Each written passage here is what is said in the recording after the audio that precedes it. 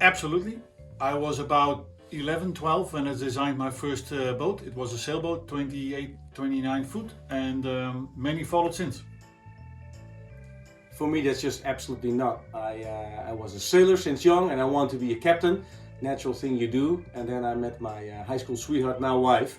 And roaming the seas by myself didn't feel like an option anymore. And I swifted changes to yacht designer and never doubted it since. That was with Turmoil. Turmoil, end of the 80s, beginning of the 90s. The 45 meter at that time, mega big boat, which we built at PJ. So my first break came from Bart. When he called me on a morning at 8 o'clock. God still doesn't know why he did it at 8 o'clock. He still does it actually. But when he called me and asked me to join Vripack, and for now the rest is part of this history. So my very first big project I've worked on was Waab Star under the project name Colt, built at the Kingship shipyard in China and Asia, for which we did all the exterior design and the interior design. A massive project which then takes about 4 or 5 years, so to say, of your design life, and I've learned so much from that. For me it was Jasmine, the sister ship of Private Lives, which we built at RMK in Turkey.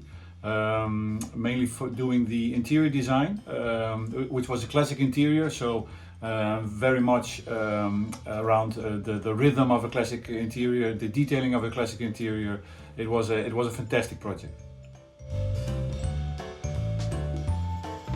Yeah, so that's obviously very embarrassing to go public with this, but in the beginning, when you're super enthusiastic, you like to draw anything quickly and rapidly, and it turned out I had a wonderful, beautiful layout for my project, which I proudly showed to Bart, and he kind of quickly figured out that my scale was like way off. So people of 1.50 meters of like 3-4 foot could live in that boat. So yeah, mind your scale. But honestly, it was a great layout, and it still is a great layout. It just needed a bigger boat.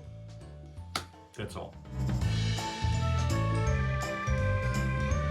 That's actually a very interesting one. It was Dick Boone, the founder of Vripack. He taught me, he showed me.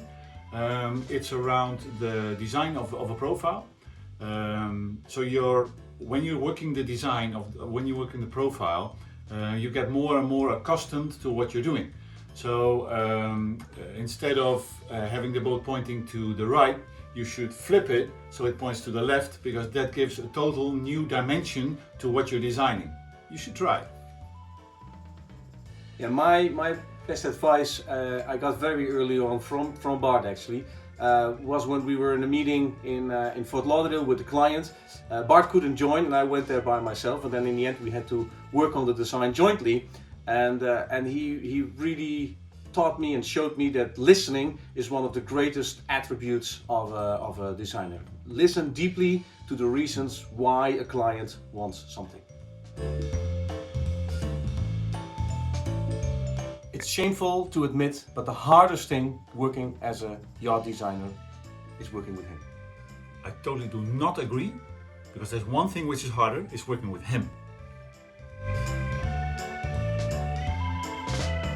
Well, we've designed a yacht with a whisky tank in the keel.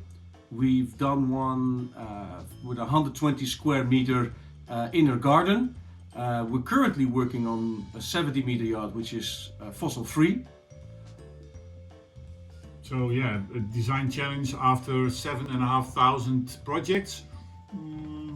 Happy to receive one.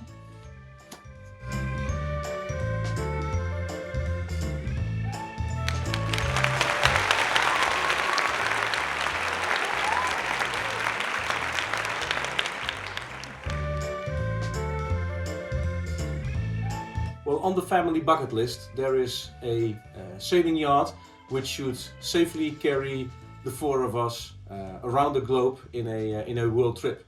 So I would choose any sailing yacht who would be capable of doing that. And for me that will be also a sailing yacht, of course, but a classic one with a beautiful sheer without crew. A must without crew. We do it ourselves. That's absolutely sailing in summertime, and in wintertime restoring my 70-year-old wooden Chris-Craft. I'm on the water, sailing, supping, swimming, anything with the water.